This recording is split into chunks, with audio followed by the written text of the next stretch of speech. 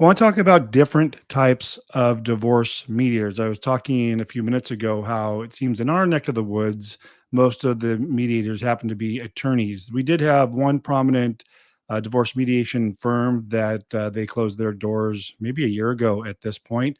So your options really are just a divorce attorney for mediation if that's what you need. So attorney mediators, I want to talk about the differences between attorney mediators and non-attorney mediators. So, attorneys jumped into the mediation game several years ago when they realized that not everyone wants to litigate or go to court. So, I'd probably say, 99% of divorce attorneys also do mediation. And just because they're an attorney doesn't mean they might be a great attorney. Does that mean they're going to be a great mediator? In my experience, what I found just not doing mediation with attorneys, but just clients who have used attorneys for mediators is they found that because the attorneys have a litigator's mindset going to court, that they had trouble being a neutral third party, and they kind of were taking sides, if you will. And as I showed in that last slide, that's kind of the worst thing you can do is take sides. That's not what the mediator's role is there to do. So you're going to want to decide, do you need, and one of the benefits of having attorney mediators, they can give you that legal advice you may need if it's to that degree, as opposed to non-attorney mediators. Non-attorney mediators are not there to give you legal advice, and I can show you the slide. They're just there to help you come to a resolution, as we were talking about earlier.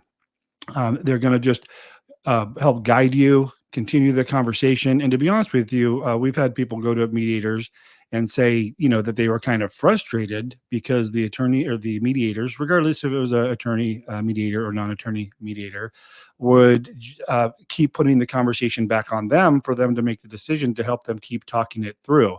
And that's how it has to be.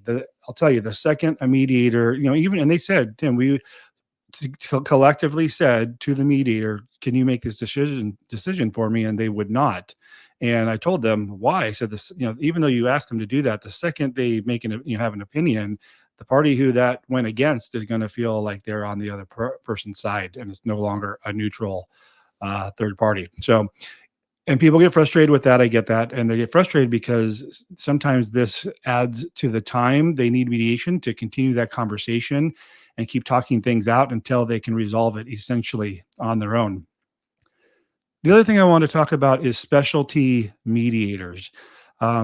There, if you're looking for a mediator, aside from deciding if you want an attorney mediator or a non-attorney mediator, is do you have a single issue that you might want to find a mediator who specializes in that specifically? For instance, there are mediators that focus strictly on helping people coming up with parenting plans, so custody issues. And I think if that is your, you don't want a jack of all trades mediator.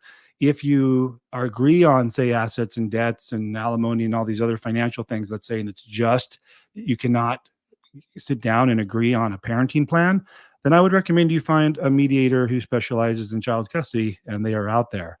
And the good thing about the remote way things are being done these days, service wise, I think a lot of people have gone to doing this by Zoom mediation, if that works for you. So it'll give you more options. You don't have to find someone in your local area necessarily. So if you didn't have a mediator that specialized in custody in your area, you can find one that can probably do that by Zoom for you.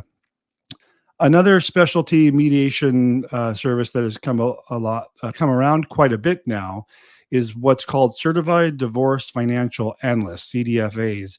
And they specialize in the financial aspect of your divorce. So, how to best divide up assets and debts, how to do that maybe with the best tax implications, dealing with your home, dealing with pensions.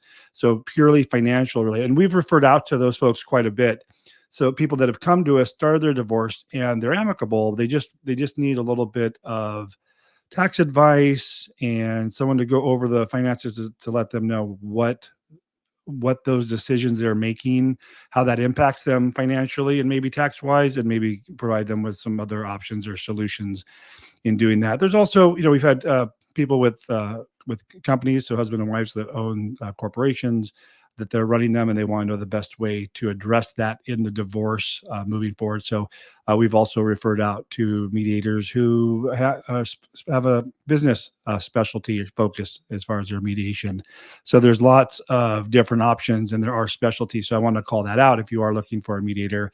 Maybe you do need a jack of all trades, mediator. In which case, I would just look at reviews and make sure they're, how the reviews are. Maybe get a personal recommendation from someone that's used them. Other than that, look for someone that specializes if that's what your needs are.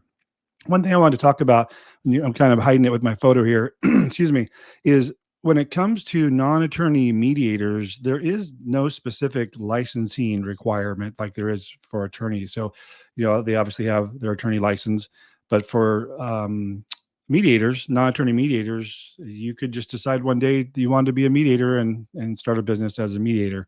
There are certifications and courses and whatnot, and there's even some that are more prominent than others that people that mediators will put on their website to say, hey, we went to XYZ training course, and it's more prominent, or people are using that, and that's the go-to training course. But for $40, you can also get a how to be a mediator course online.